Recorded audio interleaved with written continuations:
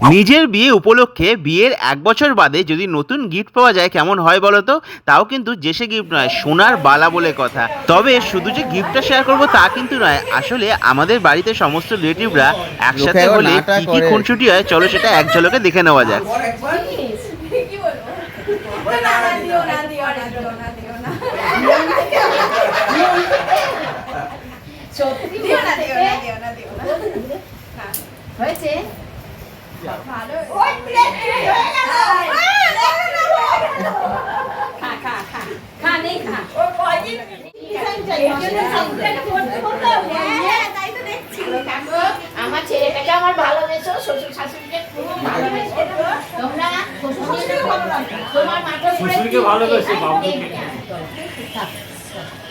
খালি বাবুকে খালি বাবুকে পুরোহিতের কাজগুলো দিয়ে দিও।